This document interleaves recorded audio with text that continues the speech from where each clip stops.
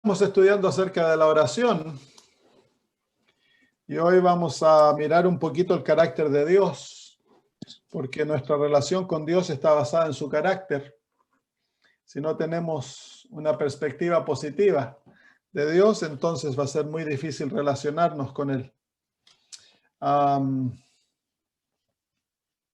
Se cuenta la historia de un muchacho que cuando era niñito su madre y su padre se separaron. Y la madre y la abuela decidieron que este muchacho no tuviera contacto con su padre y le pintaron un cuadro negativo, muy negativo del papá. Y este niño creció con mucha ira porque el papá nunca lo llamaba para sus cumpleaños, nunca le dio regalos de Navidad. Y pasaron los años. Y un día, cuando ya tenía 18 años, el chico va saliendo de su casa y había un hombre ya mayor en la acera. Y cuando el muchacho comienza a caminar, el hombre se acerca a él y le dice, hola, le dice, yo soy tu papá, me gustaría hablar contigo. Entonces el muchacho de primera se puso, ¿cómo se llama?, alerta, y el hombre le dio detalles que tan solo el papá podía conocer. Entonces el chico, que estaba con mucha ira, le dice, yo no quiero saber nada contigo, nunca te has preocupado de mí. Y ahora te vienes, tengo 18 años y ahora te acercas a mí. Entonces el papá le dijo, mira, dame una oportunidad, dame una oportunidad de hablar contigo. Entonces el muchacho le dijo, déjame hablarlo, déjame pensarlo. Y se fue. El papá le dio el número de teléfono, le dijo, cuando estés listo para conversar, me gustaría que me llames, por favor. Pasaron meses, muchos meses. Eventualmente el muchacho decidió hablar con él, se juntaron en un café a hablar y el papá traía una caja más o menos grande. Entonces el niño comenzó a decirle tantas cosas a este muchacho, al papá, y el papá le dijo, mira, esto fue lo que ocurrió, le contó su lado de la historia. Y le dijo, mira, en esta caja yo tengo todos tus regalos de cumpleaños y todos tus regalos de Navidad, todas las cartas que te he escrito y me han sido devueltas. Entonces le pasó la caja al muchacho, le dijo, anda a casa y míralo, están todas con fechas y puedes leer las cartas y todo lo que yo te he enviado. Entonces el muchacho se fue, se llevó su caja, vivía con la mamá y con la abuela.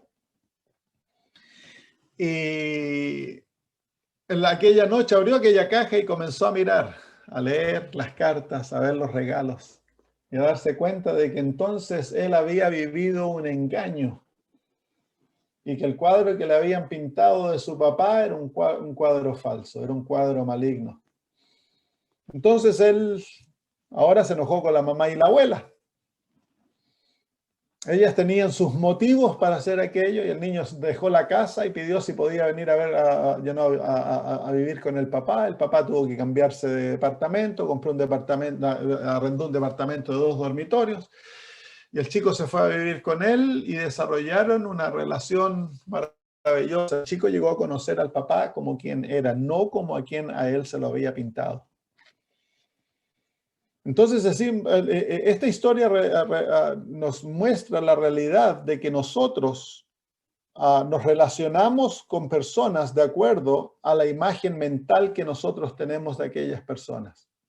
Si tú crees que alguien es un criminal, te vas a relacionar con aquella persona de acuerdo a aquello. Si tú crees que alguien te quiere defraudar, tú te vas a relacionar con aquella persona de acuerdo a aquella imagen mental que tú tienes. Es por eso de que el cuchicheo, el hablar detrás de la espalda es algo tan dañino, porque daña la imagen mental que nosotros llevamos de las personas y nuestra relación se fractura de acuerdo a ello. Y esto también es realidad en cuanto a Dios. Si tú y yo tenemos una imagen negativa de Dios, tú y yo nos vamos a relacionar con Dios o no vamos a tener deseo de relacionarnos con Dios. Y la gran mayoría de las personas que se llaman ateas, ellos andan arrancando de una imagen que ellos llevan de Dios en su mente.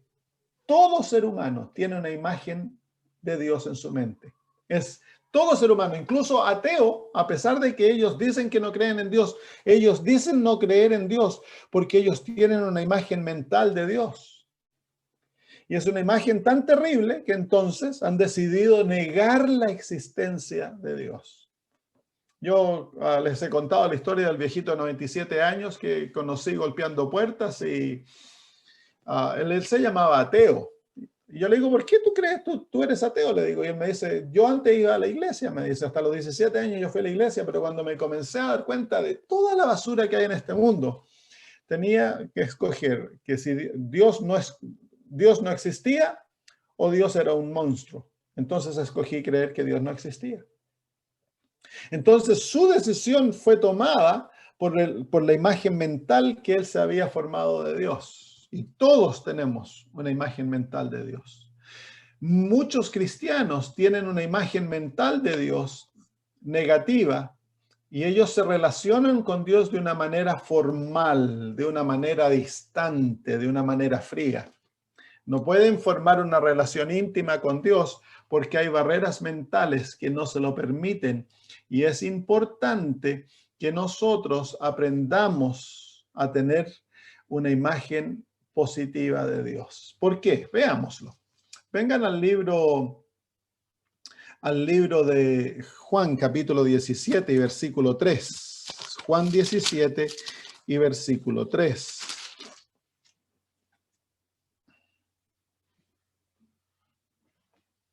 Juan 17:3, el Señor Jesús dice, y esta es la vida eterna, que te conozcan a ti, el único Dios verdadero, y a Jesucristo, a quien has enviado.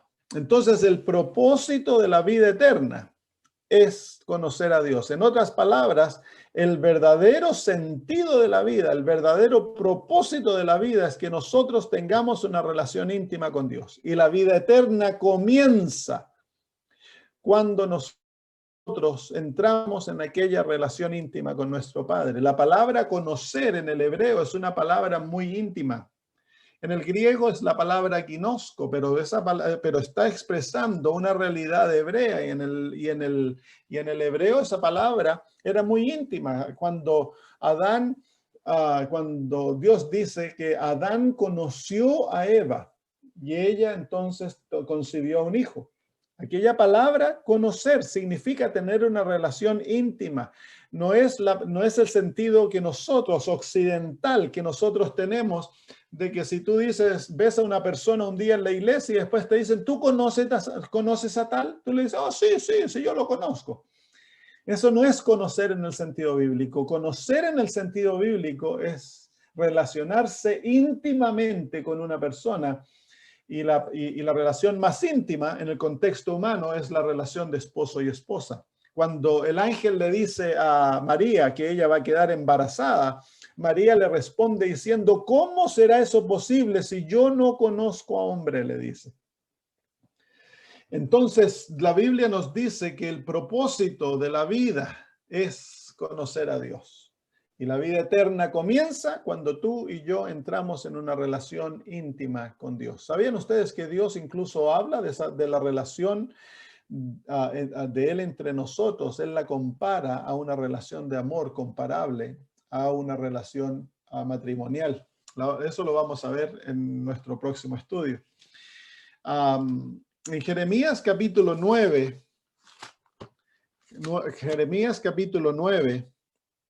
versículos 23 al 24, el Señor nos habla de su deseo que lo conozcamos. Dios anhela que nosotros lo conozcamos.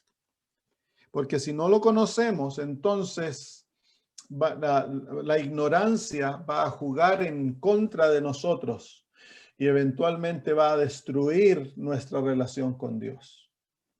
Jeremías capítulo 9, versículos 23 al 24 dice, así dijo Jehová, no se alabe el sabio en su sabiduría, ni en su valentía se alabe el valiente, ni el rico se alabe en sus riquezas, mas alábese en esto el que se hubiere de alabar, en entenderme y conocerme, que yo soy Jehová que hago misericordia, juicio y justicia en la tierra, porque estas cosas quiero dice Jehová. Entonces, ¿qué desea Dios? Ese verso es una invitación para que nosotros conozcamos a Dios. Dios dice la razón de la vida no es el tener poder, no es tener sabiduría, no es tener riquezas. El propósito de la vida, el verdadero propósito de la vida es conocer a Jehová y conocerlo como Él es, en la totalidad de su carácter. Se fijan ustedes ahí que el Señor nos muestra dos aspectos que parecen contradictorios de su carácter: su misericordia y su juicio. Entonces Dios desea que lo conozcamos como el Dios de misericordia y también como el Dios de juicio, que lo conozcamos a Él tal cual es, en una manera completa. Porque esa es otra falsedad de conocer a Dios. Hay personas que tan solo quieren al Dios de amor y hay otros que tan solo quieren al Dios de juicio. Es una visión, es un conocimiento que tan solo se mira a Dios con un ojo. Para poder tener al Dios de la Biblia, hemos de comprender la totalidad de su carácter, y ese carácter es el todo de lo que Jehová es. Debemos dejar que las Sagradas Escrituras nos presenten a Dios tal cual es.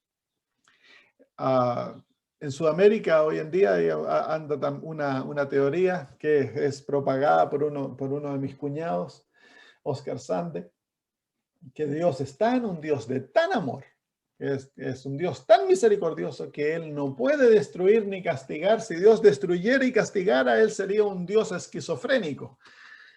Entonces, porque Dios es un Dios tan fantástico, Él incluso va a salvar a Satanás y a los perdidos. Eventualmente todos van a ser salvos.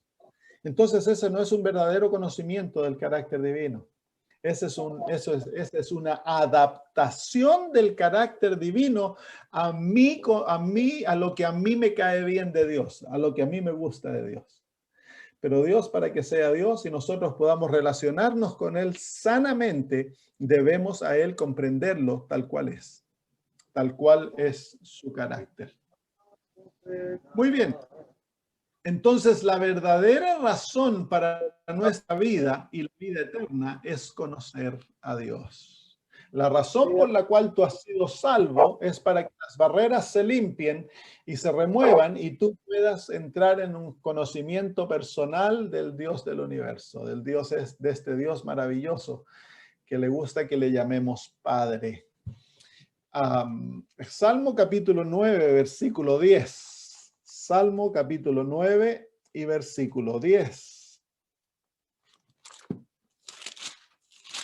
Salmos 9, 10.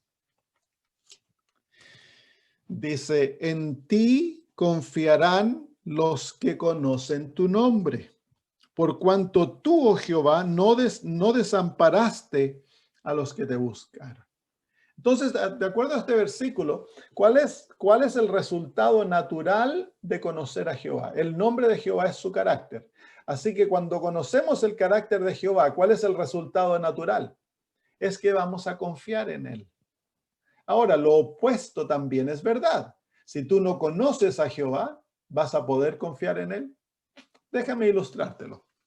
Tú no me conoces, un día yo golpeo tu puerta y te digo: hola, yo soy Samuel Braga, soy tu vecino y fíjate que necesito que me prestes 100,000 de tu dinero. Una tremenda cantidad. Ahí digamos que acá son dólares, 100,000 dólares o digamos, 100 millones de pesos. Y tú nunca me has visto. ¿Me prestarías el dinero? ¿Por qué no? Porque no me conoces. Y porque no me conoces, no puedes confiar en mí. Ahora, si tú no conoces a Jehová, tú no conoces al Dios de la Biblia, has escuchado de él, a lo mejor creciste en la iglesia, pero nunca has experimentado su fidelidad, su amor, no tienes una relación personal con él. ¿Tú crees que le vas a entregar tu vida y vas a morir a ti mismo para que Dios ahora maneje tu vida? Imposible, imposible. Porque tú no lo confías. ¿Por qué no lo confías? Porque no lo conoces. Y aún peor, a lo mejor tienes una visión distorsionada de quién Dios es, especialmente en un contexto católico. O si has crecido en un hogar dictatorial, o en un hogar donde tus padres fueron distantes, o en un hogar donde te regalonearon mucho. Todas esas cosas forman una imagen distorsionada de Dios, y entonces tú te vas a relacionar con Dios como te relacionas con tus padres. Si tienes mala relación con tus padres, tienes mala relación con Dios. Porque nosotros naturalmente sobreponemos la relación, la imagen que tenemos de nuestros padres con Dios. La imagen de Dios en los primeros años, hasta alrededor de los 7, 8 años, el niño no se puede imaginar a Dios. Los niños ven a Dios en la persona de sus padres. Así que cuando tú le hablas a los niños de Dios, ellos no tienen la capacidad de imaginarse a Dios, ellos te ven a ti como a Dios, y de la manera que tú eres, ellos se imaginan a Dios, y esa es la imagen que se forman de Dios en la mente. Así que, tristemente, por el hecho que muchos de nuestros hogares no fueron hogares funcionales, hogares sanos, venimos de hogares quebrantados, entonces todos traemos una imagen quebrantada de Dios, y nos cuesta relacionarnos con Él. Entonces, la primera obra del Evangelio, esto yo considero que es lo primero que debiera hacerse con cada persona con la cual nosotros estudiamos la palabra de Dios, es mostrarles al Dios de la Biblia tal cual es. Porque si le enseñamos profecía, les enseñamos el santuario, les enseñamos el sábado, pero no les cambiamos la imagen que ellos tienen en su mente de Dios, entonces no se van a poder relacionar con aquel Dios de la Biblia, o se lo van a imaginar incorrectamente, que no es saludable. Entonces, estamos estudiando la oración, por eso vamos a tomar algunas lecciones para corregir el cuadro de Dios, para que ustedes tengan un cuadro de Dios saludable, y van a ver cuánto cambia su cuadro de Dios, la vida de oración se les va a ir así. Van a desear pasar tiempo con Dios. Porque ahora, si no tienen un cuadro correcto de Dios, se andan arrancando del monstruo. Cada vez que a ustedes les pasa algo malo, le echan la culpa a Dios, se enojan con Dios, dejan de orar, dejan de ir a la iglesia, se ofuscan con Dios porque ustedes creen que es Dios el que se los está haciendo. Entonces, claro, pues si ese es el cuadro que tienen, entonces naturalmente eso es lo que ocurre. Y muchas veces en las iglesias se fomenta un cuadro negativo de Dios, porque los que están predicando, los que están enseñando, tienen un cuadro negativo de Dios. Nunca se ha corregido la imagen de Dios en el carácter, entonces tenemos un Dios, parece era un Dios esquizofrénico, un Dios, o ya sea un Dios que es todo amor, o un Dios que es todo justicia. Entonces, eso es incongruencia, y debemos corregir aquello, porque si no, no nos vamos a poder relacionar con Dios. El problema, hermana, con Oscar es que él no en todos lados ha presentado la posición extrema que él posee. Él habla del Dios de amor, que es un Dios de amor, que su carácter es amor, pero cuando tú comienzas a escuchar alguno de sus temas, en alguno de sus temas él dice de que Dios no puede destruir, Dios no destruye, Dios no castiga, él ha redefinido la justicia divina. Y ha llegado al punto de la conclusión. Yo he hablado con él varias veces en cuanto a esto. Yo le dije, Oscar, tu posición te va a llevar a decir de que Dios no puede destruir y que no va a destruir a los impíos ni a Satanás. Y ya llegó a esa conclusión y ahora está enseñando eso abiertamente.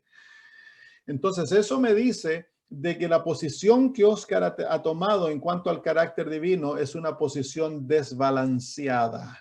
Por sus frutos los conoceréis. De primera parece que algo tan maravilloso y se toma esta posición, pero me va a desbalancear en mi conocimiento divino y eventualmente va a dar frutos que van a llevar a la destrucción. ¿Por qué?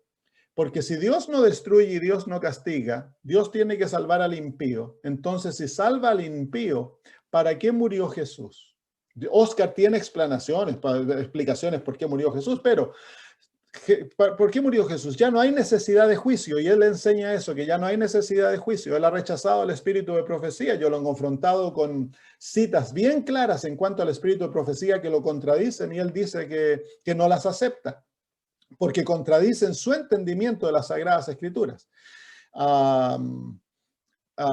Y bueno, si no nos podemos perder porque Dios nos va a salvar a todos, entonces eso destruye el libre albedrío, destruye la libertad que Dios ha creado a su universo. Destruye entonces el concepto del pecado. La paga del pecado es muerte, porque no hay muerte. Él dice que sí, todos mueren, pero realmente no hay muerte. Él ha inventado una tercera resurrección. Lo otro es de que yo puedo seguir pecando y no importa cuánto peque, Dios me va a salvar de todos modos.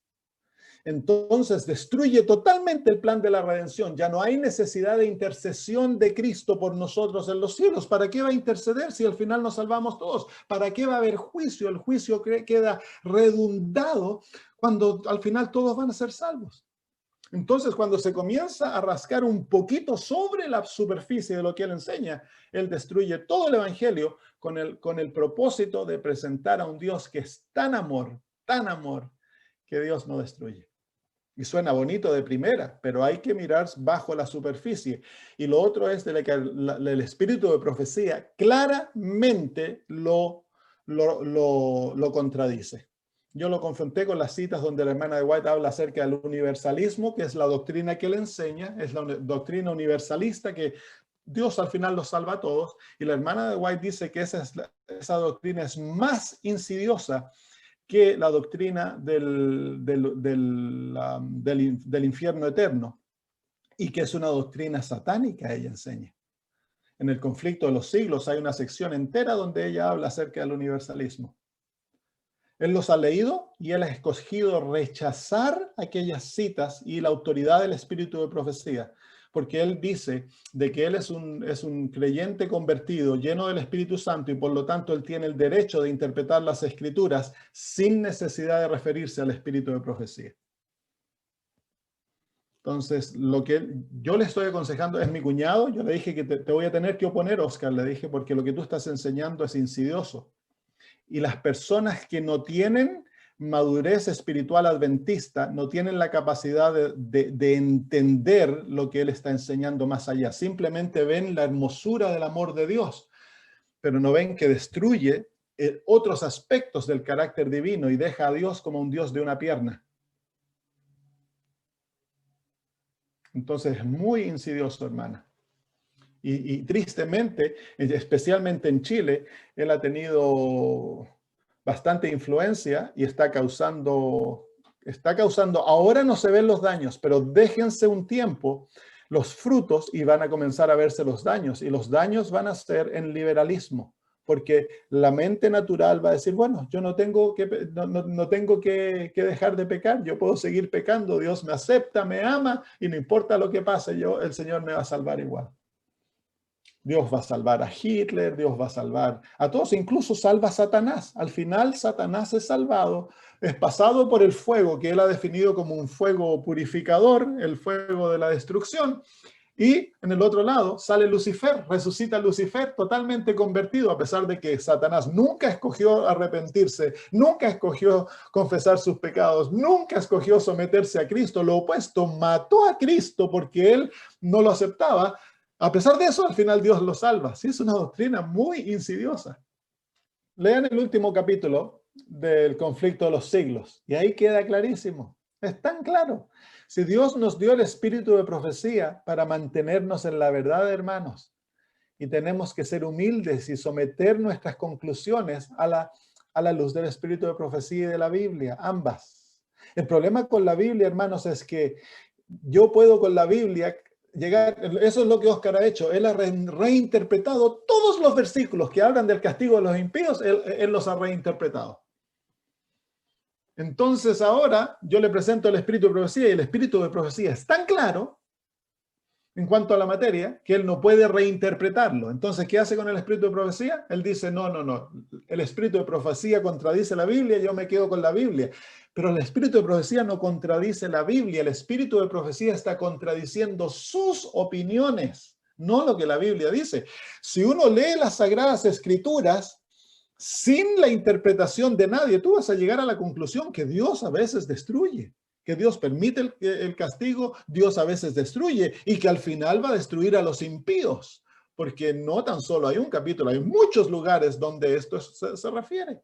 Y claramente, no es algo que Dios lo ha dejado en confusión. Dios lo ha dejado esto claramente escrito. Entonces es triste. Yo con todos los grupos hispanos que estoy hablando, les estoy diciendo no tengan nada que ver con las doctrinas de Oscar Sande.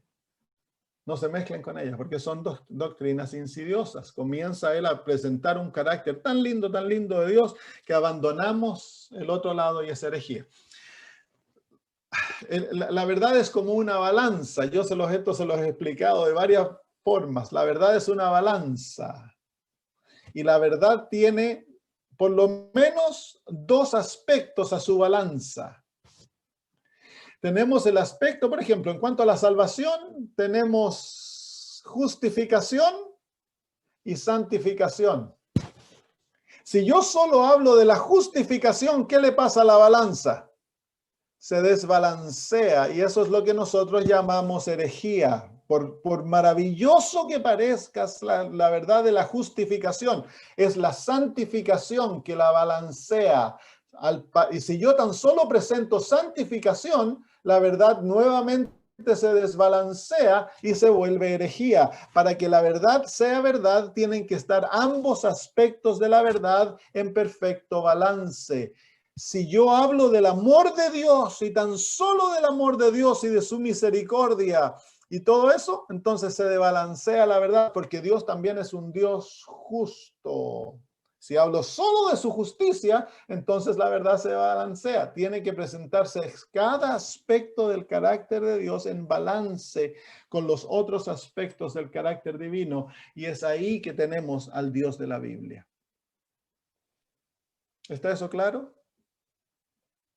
Lo que los predicadores enseñan ha de ser comparado con la Biblia y con el espíritu de profecía. Y si no está de acuerdo, no rechacen ni la Biblia ni el espíritu de profecía, rechacen al predicador.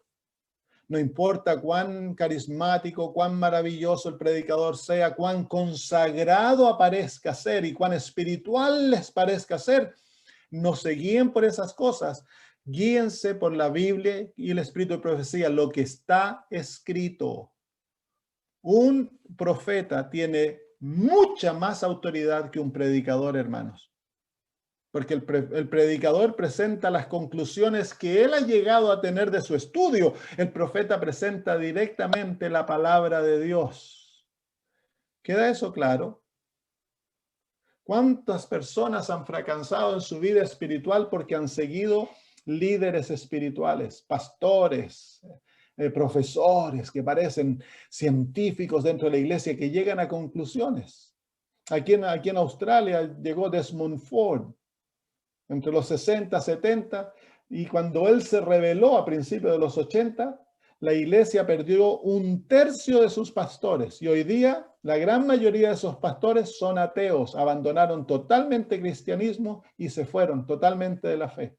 Ahí se ven los frutos. Pero parecía tan maravilloso lo que Desmond Ford enseñaba. Su énfasis era la justificación por la fe, que no hay necesidad de la santificación, y comenzó a sacar el juicio, sacó la autoridad del espíritu de profecía y cayeron adventistas como moscas. La iglesia aquí en Australia nunca se ha recuperado de aquello. ¿Por qué? Porque seguimos a un predicador, no seguimos lo que Dios nos ha dado. Aquellos que siguen la palabra de Dios y el espíritu de profecía, como está escrito, no van a caer, hermanos, por esta enseñanza. Todo tipo de viento de doctrinas azotarán la iglesia. Y lo que Oscar Sande está enseñando es una doctrina falsa, hermanos. Tomen el espíritu de profecía, no les va a tomar mucho tiempo descubrir que él está equivocado. No les va a tomar mucho tiempo. Efesios 4:14 habla sobre el tema, es claro. Léelo, hermano. Ay, no lo tengo a mano. Te lo leo yo entonces. Yo pensé que lo tenía a mano.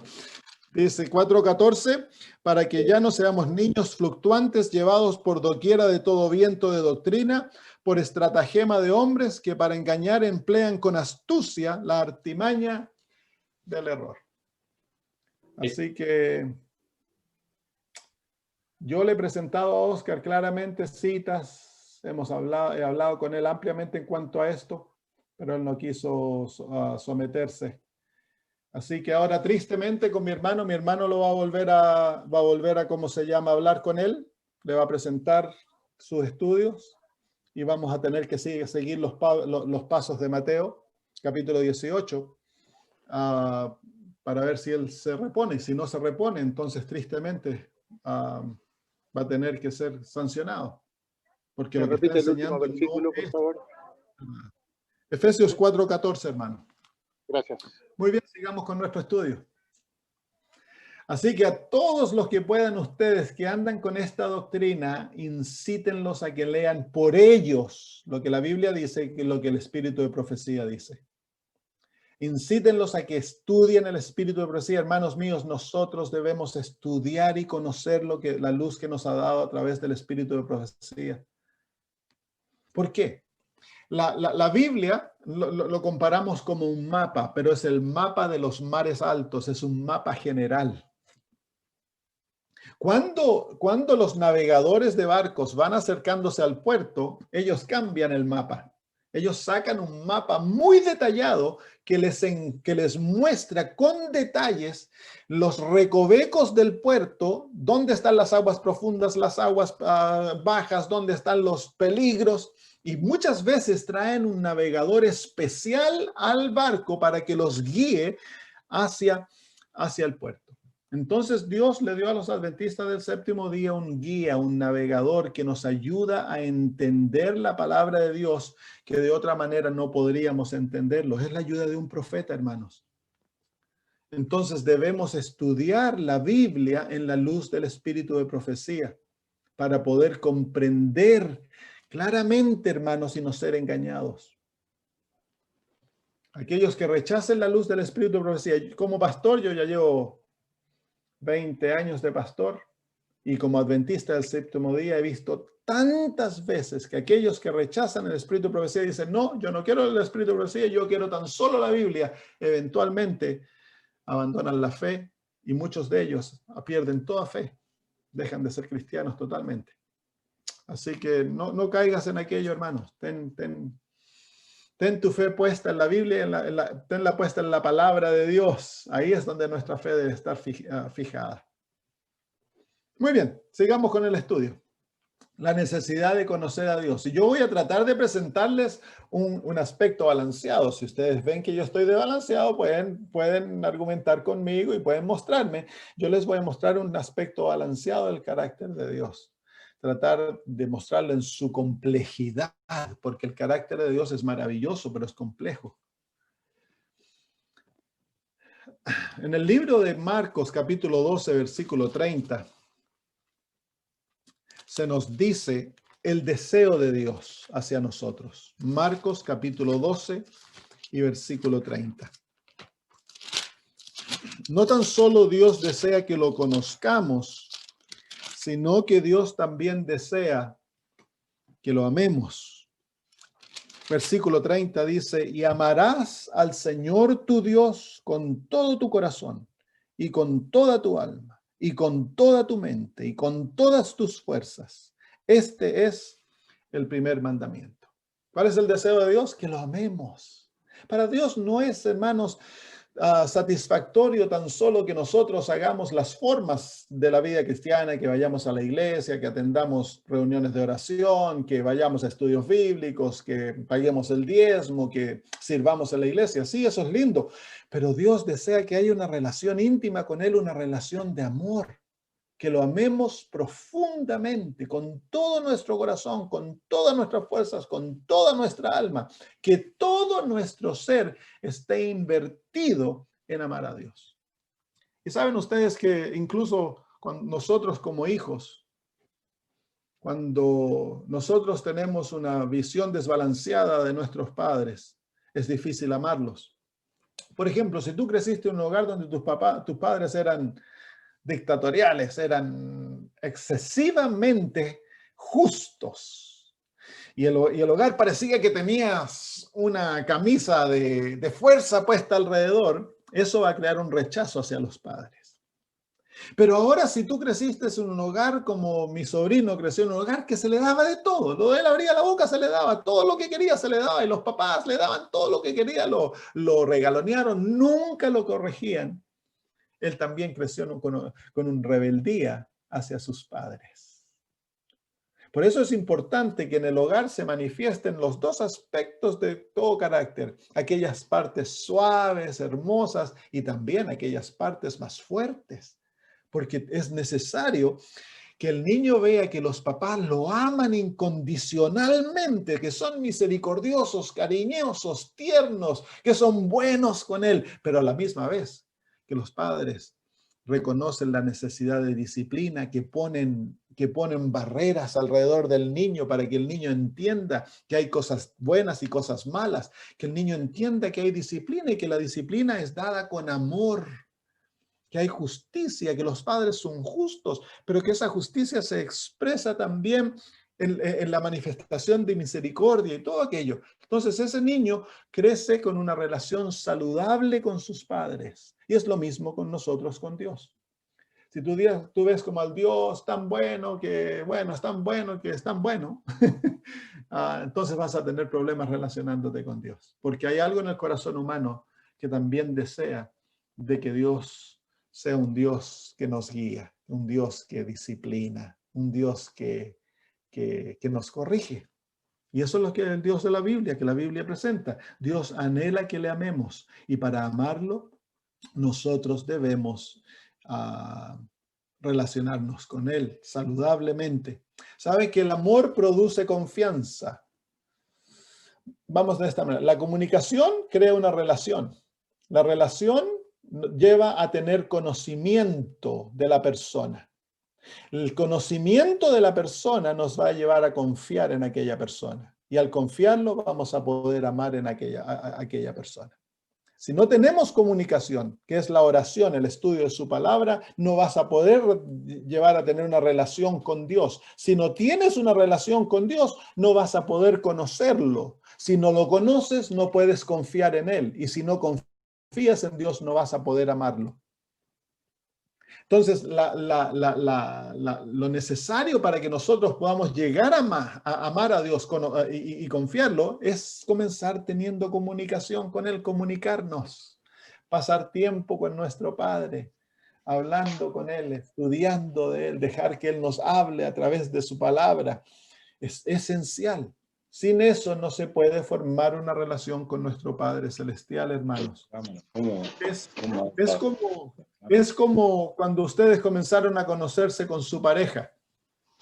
Eventualmente se enamoraron y se casaron, ¿cierto? Pero si ustedes estudian el proceso a través del cual ustedes llegaron a enamorarse y luego se sometieron para vida, ustedes se dan cuenta que comenzó con comunicación. Comenzaron de primera, no se conocían, pero se gustaron. Entonces, para conocerse, ¿qué hicieron? Comenzaron a pasar un poquito de tiempo juntos, comenzaron a conversar y al conversar comenzó a crearse una química. Y al comenzar a comunicarse, comenzaron a conocerse y se dieron cuenta que se atraían, que la otra persona tenía lindas características, cosas que me gustan, que comparten cosas juntos.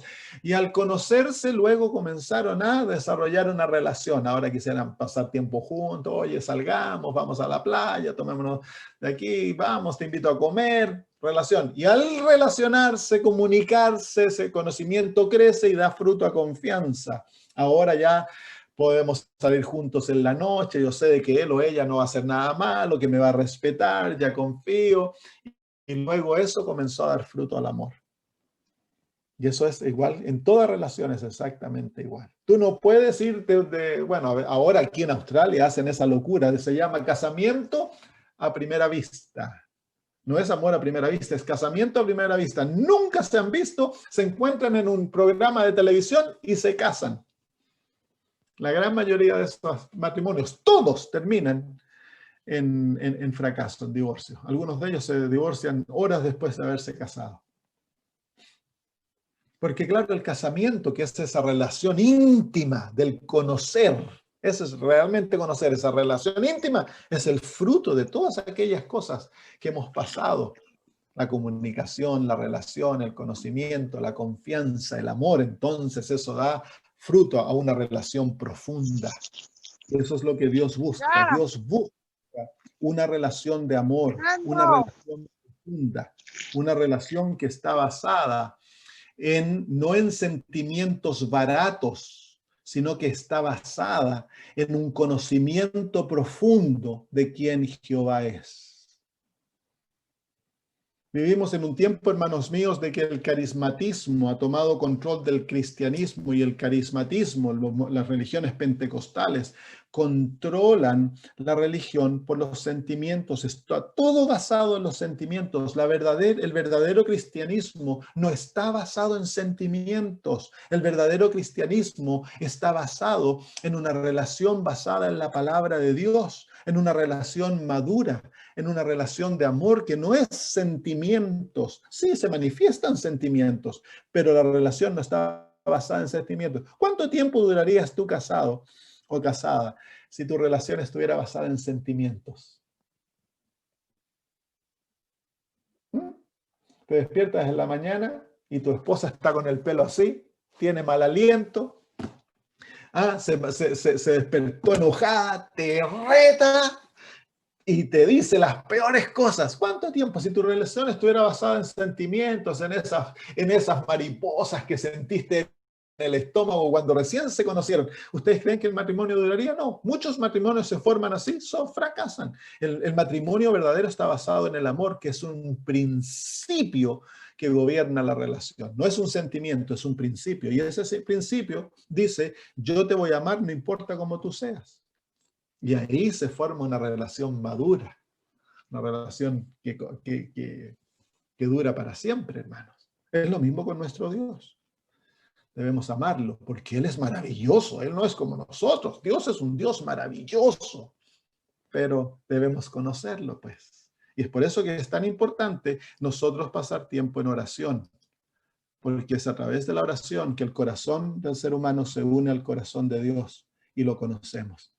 Como cuando yo conocí a mi esposa y comenzamos a juntarnos. Qué lindo que era conversar con ella y queríamos conversar más. Pasábamos los domingos todo el día, llegaba temprano a su casa, pasábamos todo el domingo juntos y luego me iba a la casa, llega como a las 10 de la noche. Mi pobre suegra, ahora yo entiendo lo que pasó, pero en ese tiempo, ¿qué me importaba la suegra? A mí me importaba la hija, no la suegra.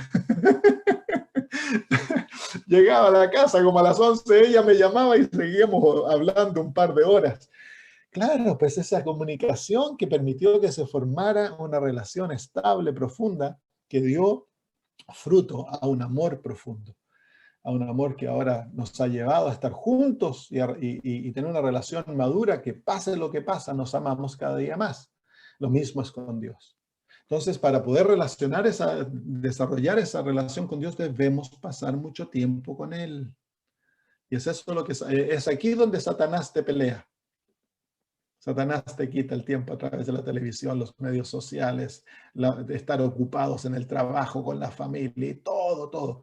Y entonces Satanás sabe muy bien de que si pasamos mucho tiempo con el Señor, su poder sobre nosotros es destruido. Entonces nos batalla en ello. Y nosotros, nuestra batalla de la fe es dedicarnos a formar relación con Dios. Todo lo demás debiera estar a expensas, excepto nuestra relación con Dios. Miren el ejemplo de Jesús, Lucas 3:21. Lucas 3:21. Aconteció que cuando todo el pueblo se bautizaba, también Jesús fue bautizado. ¿Y qué dice ahora? Y orando él, el cielo se abrió. Orando. Aquí se nos van a ver los versículos que yo lo muestro, que se presenta a Jesús como un hombre de oración. Vengan a Lucas capítulo 9, versículo 18. Lucas capítulo 9, versículo 18. Versículos que nos muestran a Jesús orando.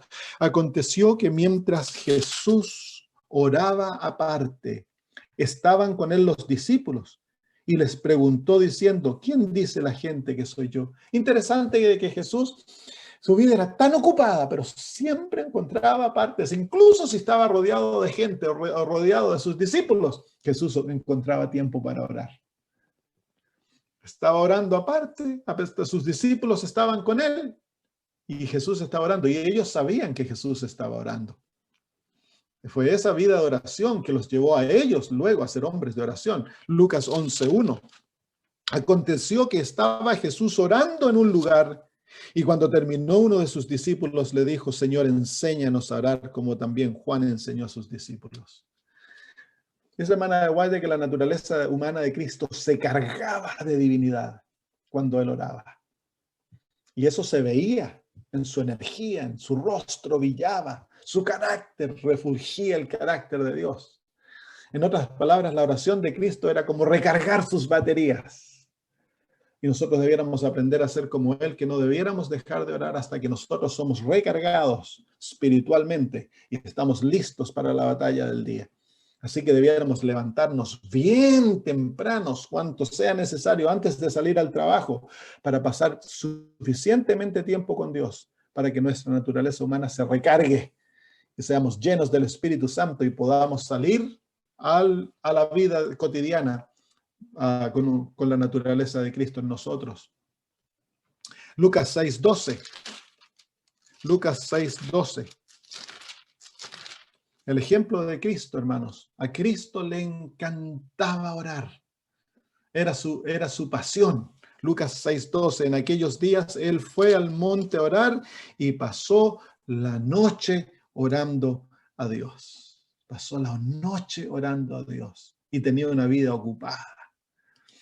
Lucas 5, 15 al 16, perdón, sí, 15 al 16, Lucas 5, 15 al 16, dice, pero su fama se extendía más y más, y se reunía mucha gente para oírle y para que les sanase de sus enfermedades, mas él se apartaba a lugares desiertos y oraba.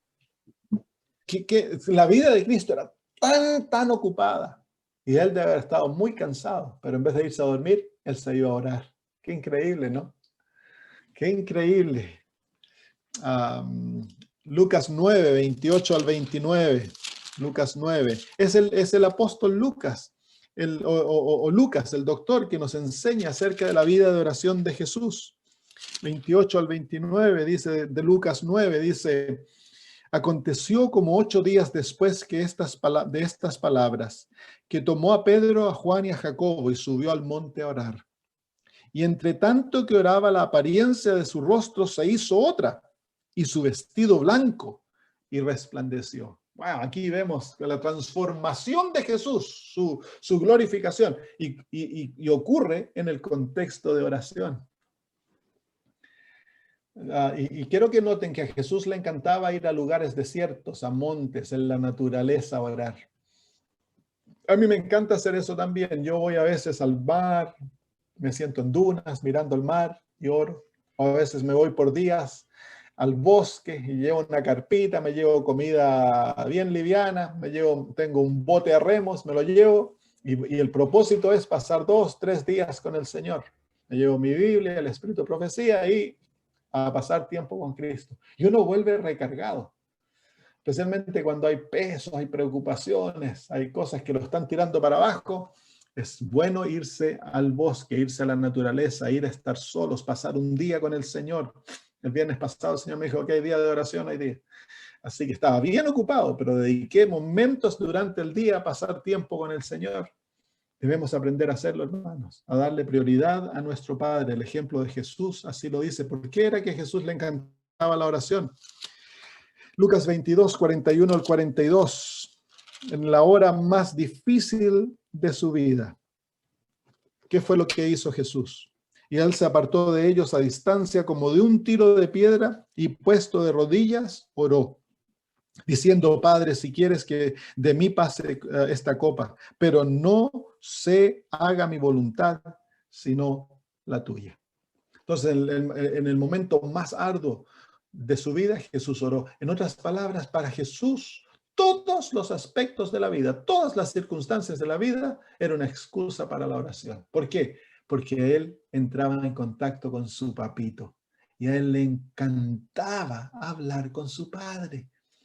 Era lo más lindo en su vida, el retirarse. Imagínense el dolor de Jesús, un ser santo viviendo en el medio del pecado, la maldad, el dolor, el sufrimiento, el ataque satánico que nunca lo dejó, constantemente tentándolo, atacándolo, tratándolo de desanimar, tentándolo al pecado.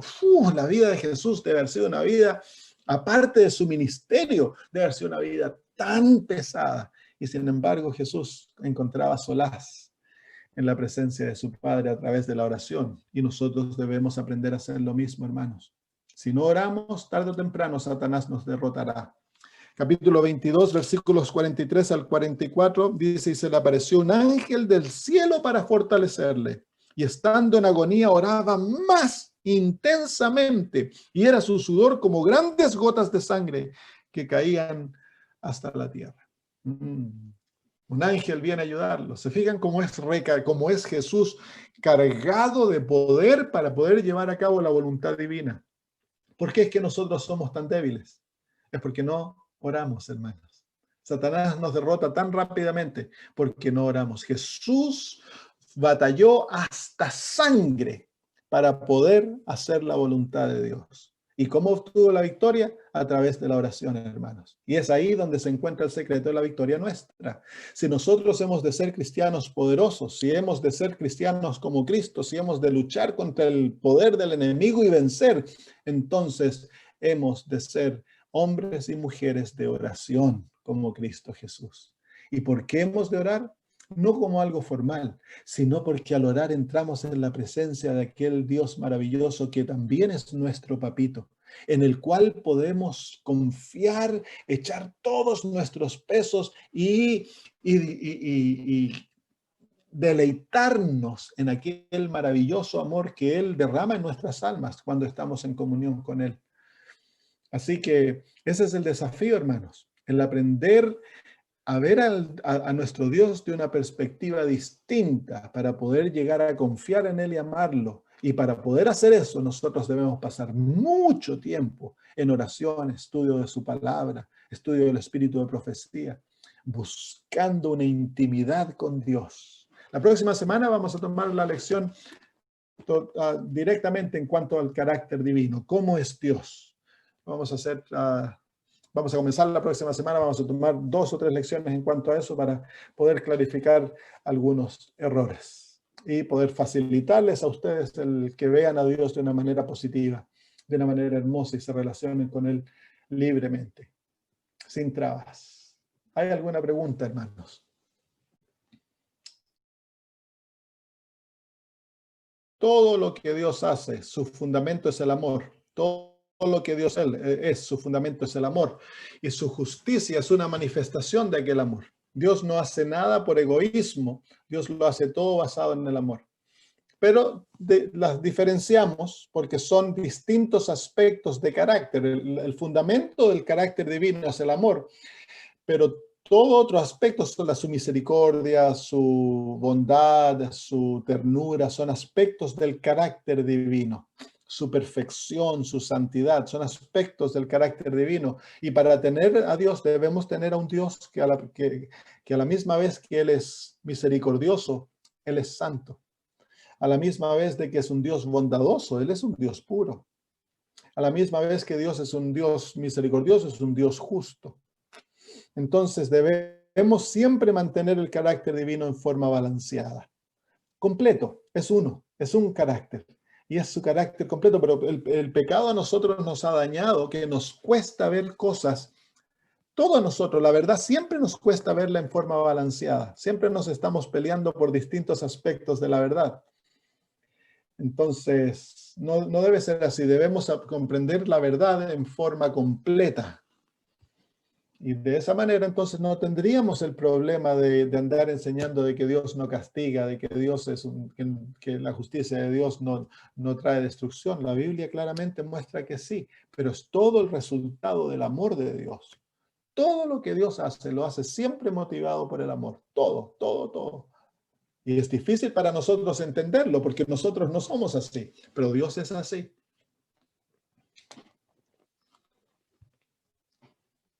Sí, gracias por eso, Sebastián. ¿Alguna otra pregunta, hermanos? Hay cosas, dice el Espíritu de Profecía, que es nuestro privilegio recibir, pero no lo recibimos porque no oramos, no le pedimos a Dios. Y el apóstol Santiago dice lo mismo, dice, no recibís porque no pedís.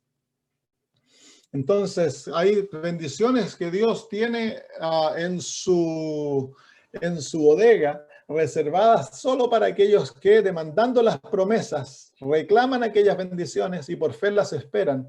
Entonces las bendiciones son otorgadas para ellos. Pero Dios es un Dios generoso. Eso es una de las cosas que vamos a aprender, que Dios es un Dios generoso, que todo lo que Él da lo da en generosidad. Y a Él le encanta dar, porque esa es su naturaleza. El amor crea generosidad y a Dios le encanta dar. Y es por eso que Él le da vida, le da salud, le da riquezas, le da de todo a los seres humanos. Pero van a ser juzgados por aquellos dones, porque todo lo que da trae una responsabilidad de vuelta. Los dones divinos demandan que nosotros debemos entonces tener gratitud hacia Dios y también usar esos dones en el bienestar de otros. Cuando esos dones son usados en forma egoísta, entonces van a traer juicio a nuestra cabeza. Dios nos va a juzgar de la manera que usamos los talentos. ¿Se acuerdan la parábola de los talentos? Dios a todos le ha dado talentos, a todos le ha dado dones, porque es su naturaleza. A Él le encanta dar, porque el principio del amor es dad y se os dará. Y depende de tu madurez espiritual y de tu relación con Cristo. Si eres nuevito y no conoces a Cristo, entonces comienza a leer los evangelios. Y en cuanto al espíritu de profecía, entonces tu primer libro debiera ser el libro Camino a Cristo. Después, el deseado de todas las gentes. Una vez que te enamoraste de Jesús y estás convertido, entonces ahora ya puedes leer el resto de las Sagradas Escrituras. Irte a Génesis y salir de ahí. Si no, el problema es de que si tú no estás enamorado de Cristo y tú no te has sometido a Él y comprendes el carácter divino a través de la vida de Cristo, vas a mal interpretar los cuadros que tenemos de Dios en el Antiguo Testamento. Y vas a ver al Dios justiciero, al Dios castigador, al Dios que se venga y todas esas cosas que nos presenta el Antiguo Testamento, pero no tenemos una clara perspectiva del carácter divino, entonces nosotros juzgamos malamente aquellos cuadros.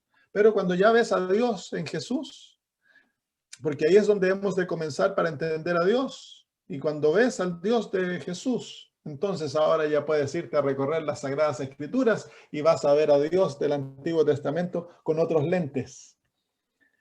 Porque nosotros interpretamos al Dios de la Biblia de acuerdo a los lentes que llevamos. Si son lentes católicos, vemos al Dios de esa manera. Si crecimos en un hogar donde eran bien disciplinarios, ese es el Dios de la Biblia. Pero no es el Dios de la Biblia. Ese es nuestro Dios, es el falso Dios. Definitivamente. Sí, entonces son los evangelios los sugeridos como para... Claro. Ya, perfecto. Gracias, pastor. No hay problema.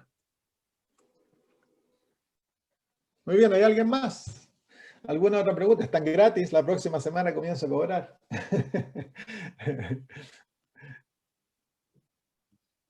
¿No? Muy bien, terminemos entonces, hermanos. Que tengan una linda noche, que duerman bien, como me decía mi mamá cuando era niño, que sueñes con los angelitos. Y yo me voy a mi día de trabajo. Oremos. Padre maravilloso, te agradecemos por los momentos que hemos pasado. Momentos gratos, Señor, del estudio de tu palabra, momentos que nos desafían a verte a ti como tú tal cual eres. Oh, Señor, revélate a nosotros. Muéstrate, Señor, tal cual tú eres. Haz que te veamos en toda tu hermosura, para que, Señor, así podamos enamorarnos de ti y poder desarrollar una relación contigo de intimidad profunda, que nos lleve así, Señor, a confiarte y amarte con toda nuestra alma. Bendice a mis hermanos allá, Señor, por favor, protégelos del error. Hay tantos vientos de doctrina que están soplando sobre tu pueblo para crear confusión. Te pido por Cristo Jesús que tu Espíritu, Señor, nos guíe a toda la verdad. Que el Señor y aquella verdad que tú nos has revelado en tu palabra y la has confirmado en el Espíritu de profecía, que seamos fieles en investigarla, en leerla, Señor, y apropiarnos de ella. Gracias, Padre, en el nombre de Jesús. Amén. Amén.